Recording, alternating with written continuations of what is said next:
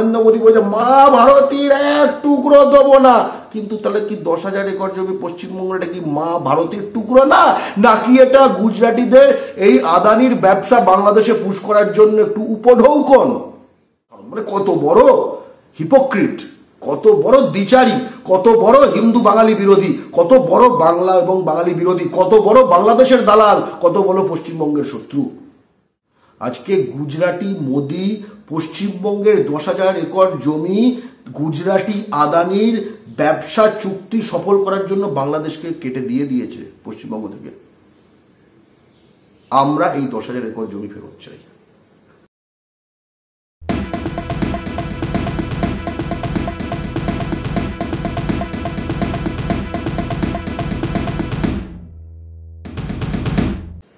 দু 2015 সালে একটা ঘটনা ঘটেছিল, যে ঘটনার কথা বিজেপি মনে করাতে চায় না। কেন মনে করাতে চায় না? কারণ কেউই প্রায় জানে না, জানানো হয়নি, জানানো হয় না। বাংলা পক্ষপাত নেমে প্রতিবাদ করেছে। কি তুমি জানো তো, পশ্চিমবঙ্গের 10,000 একর জমি পশ্চিমবঙ্গের অংশ কেটে বাংলাদেশকে দিয়ে দিয়েছে বিজেপি সরকার। জানতে? Did you know? আপ क्या जानता है? হ্যাঁ, গিলু মে ঢুকা হ্যায়, হোয়াটসঅ্যাপ আয়া হ্যায়, কিছু বলেছে? 10,000 একর জমি, 10,000 একর। তুমি কি শুনেছ? দিল্লি মিডিয়ার কারণে কাচ্চাই টিবু বলে একখানা দ্বীপ আছে, যেটা নাকি তামিলনাড়ুতে, যেটা 10,000 একর তো ছেড়ে দাও, সামান্য, সেটা কিরম ভাবে কংগ্রেস দিয়ে দিয়েছিল শ্রীলঙ্কাকে, এবং তার ফলে বলে কংগ্রেস কত এই এদিকে সেদিক। নরেন্দ্র মোদী বলছে মা ভারতীর এক টুকরো দেবো না, কিন্তু তাহলে কি 10,000 একর জমি পশ্চিমবঙ্গ এটা কি মা ভারতীর টুকরো না, নাকি এটা গুজরাটিদের এই আদানির ব্যবসা বাংলাদেশে পুশ করার জন্য একটু উপঢৌকন? বাংলার মাটিকে তারা কি, পশ্চিমবঙ্গের মাটিকে তারা একটা, মানে তাদের ঘটনা একটু ডিটেলে বলি। ছিটমহল ছিল, ঠিক আছে? অর্থাৎ বাংলাদেশের মধ্যে কিছুটা জমি সেটা ভারতের, এরকম ছিল কিছু কিছু, আর ভারতের মধ্যে বাংলাদেশের জমি কিছু কিছু ছিল। এবং বহুদিন ধরেই হচ্ছিল যে এক্সচেঞ্জ করে নিলে ঘেরা আছে তো অ্যাবজর্ব হয়ে যাবে, এটা ছিল মূল ঘটনা। এটাকে বলার কথা হচ্ছে ছিটমহল চুক্তি করার কথা, বা ল্যান্ড বাউন্ডারি এগ্রিমেন্ট, LBA। এটা কেন হয়নি? এটা তো 1947 সাল থেকে তো এই ব্যাপারটা চলছে। হয়নি কারণ এই এক্সচেঞ্জের যে ফর্মুলা দেওয়া হয়েছিল সেটা ভারত মানতে রাজি হচ্ছিল না। কি? যে বাংলাদেশকে ভারত দেবে 17,000 একর, সংখ্যাগুলো শোনো, আর বাংলাদেশ ভারতকে দেবে 7,000 একর, অর্থাৎ 10,000 একর পশ্চিমবঙ্গের জমি কেটে বাংলাদেশকে দিয়ে দেওয়া হবে। তো ভারত কেন মানবে? ন্যাচারালি কেউই নিজের জমি কেটে অন্যকে দিয়ে দেয়, বদলে কিছু পাবে না, এরকম তো হয় না। হলো কিন্তু কবে? তোমার রাষ্ট্রবাদী প্রধানমন্ত্রী নরেন্দ্র মোদী যখন ক্ষমতায় এলো, ও যখন প্রধানমন্ত্রী ছিল না 2013 সালে, হি ইজ অন রেকর্ড, ও এই বিষম বিনিময়ের যে প্রস্তাব, এই কারণেই সে বিরোধিতা করছিল। সেও তখন বিরোধী ছিল। প্রধানমন্ত্রী হতেই সে 2015 সালে ল্যান্ড বাউন্ডারি এগ্রিমেন্ট করে পশ্চিমবঙ্গের 10,000 একর জমি কেটে দিয়ে দিল বাংলাদেশকে।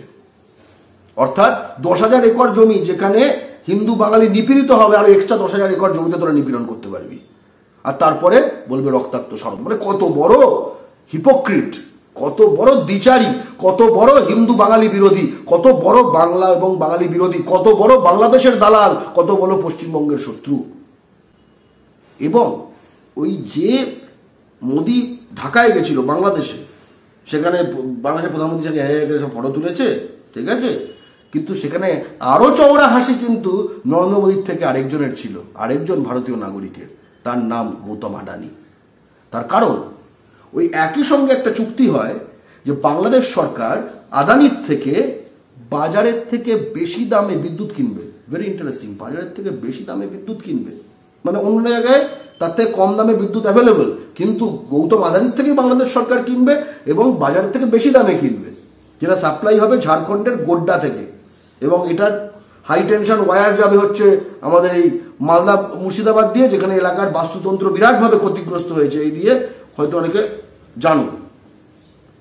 তবে তোমার মনে হতে পারে কি এরা কি মানে কি বলবো ধূর টাইপের আছে বাংলাদেশের যারা কূটনীতিবিদ বা বিদ্যুৎ ইয়েরা বাজারের থেকে বেশি দামে মাল কিনছে, মানে এত টাকা হয়ে গেছে বাংলাদেশে, হ্যাঁ নে আদানি 5 টাকা 10 টাকা তুই এক্সট্রাই নিয়ে নে, 110 টাকা দাম বলছিস নে, বাজারে 100 টাকা দাম, আমি তোকে 125 টাকাই দেবো, ঠিক আছে? নয়। ঘটনাটা কি? ঘটনাটা হচ্ছে যখন বাজারের থেকে বেশি দামে বিদ্যুৎ কিনছে তার মানে বিদ্যুৎ ছাড়াও আর কিছু কিনছে। এই এক্সট্রাটা কি? এই এক্সট্রাটা হলো পশ্চিমবঙ্গের 10,000 একর জমি। আজকে গুজরাটি মোদি পশ্চিমবঙ্গের 10,000 একর জমি গুজরাটি আদানির ব্যবসা চুক্তি সফল করার জন্য বাংলাদেশকে কেটে দিয়ে দিয়েছে পশ্চিমবঙ্গ থেকে। আমরা এই 10,000 একর জমি ফেরত চাই। এই যে সেনা আছে, ঠিক আছে, যেটা দেখে আমরা ফেসবুকে হোয়াটসঅ্যাপে করি, যাদের প্রতি আমাদের শ্রদ্ধা রয়েছে, যে পররাষ্ট্র, যেটা আমার রাষ্ট্র ছিল সেই 10,000 একর জমি সেটা পররাষ্ট্র বাংলাদেশ নিয়ে নিয়েছে, সেটা পুনর্বার আমার রাষ্ট্র আমরা চাই। দেবে তোমাকে অখণ্ড ভারতের ম্যাপ, আর সেখানে পশ্চিমবঙ্গকে খণ্ড করে দিয়ে দেবে বাংলাদেশকে বাস্তবে। আর তোমাকে দেখাবে কি পিওকে নিয়ে নেবো, চায়না এদিকে এসে চর্চাপড়া মেরে যাচ্ছে, তখন মুখে কুলু। এই ভয়ঙ্কর এই অবস্থাটা। আরেকটা দ্বিতীয় কথা হচ্ছে মাথায় রাখতে হবে, নৌ সীমানা বলে একটা ব্যাপার আছে। কারণ অনেকে মনে করতে হয় নৌ সীমানা দিয়ে কি এলো গেল, ওকে কি বলবে ই আসে যাবে, তা না। ইইজেড বলে একটা ব্যাপার হয় আন্তর্রাষ্ট্রীয় যে নৌ আইনে, এটাকে বলা হয় এক্সক্লুসিভ ইকোনমিক জোন। অর্থাৎ তুমি যদি পশ্চিমবঙ্গ দেখো, এর তলা থেকে বেশ কিছুটা জোন, বেশ কিছুটা এলাকা হচ্ছে এটা এক্সক্লুসিভ ইকোনমিক জোন। এখানে বাংলাদেশ, এখানে ওর তলায় যদি তেল থাকে, ওখানে যদি মাছ থাকে, যা কিছু অর্থনৈতিকভাবে যা কিছু থাকে, ওটা বাংলাদেশ ওটা অ্যাক্সেস করতে পারে না, ঠিক আছে? এবার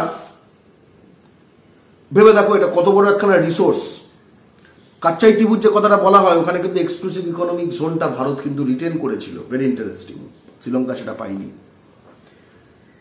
ভারত সরকারের মোদির আন্ডারে এরা পশ্চিমবঙ্গের বিরাট এক্সক্লুসিভ ইকোনমিক জোন, ম্যারিটাইম মানে তটীয় উপকূলীয়, সেটা বাংলাদেশকে দিয়ে দিয়েছে। তুই ভাবতে পারো? ভাবতে পারো? মানে এরা পশ্চিমবঙ্গকে মানে একখানা তাদের নানা রকম কেন এগুলো করেছে, বলে কেন এত এত পীড়িত কিসের, ঠিক আছে? এই কাঁঠালের আঠাটা কি? গতকাল আমি সিপিএম এর একটা মিটিংয়ে গেছিলাম শুনতে, ঠিক আছে, দর্শক হিসেবে। সেখানে একটা উপমা রূপক শুনলাম, রূপকটা আমার বেশ ভালো লাগলো, যে এই যে বাংলাদেশের সঙ্গে বিজেপি এরকম জুড়ে আছে নানা ধান্দায়, এই কাঁঠালের আঠাটা কি, ঠিক আছে? এই মানে পীড়িত হলো যে কাঁঠালের আটা, এই পীড়িতের এই কাঁঠালের আঠাটা কি? আঠাটা হচ্ছে গুজরাটি ব্যবসায়ীদের মাল্লু ধন্দো, ঠিক আছে, ফাটকার ফায়দা। আপনারা দেখছেন আওয়াজ, রোজকারের হক কথা। ফর মোর আপডেটস অ্যাবাউট আওয়াজ, please subscribe our YouTube channel.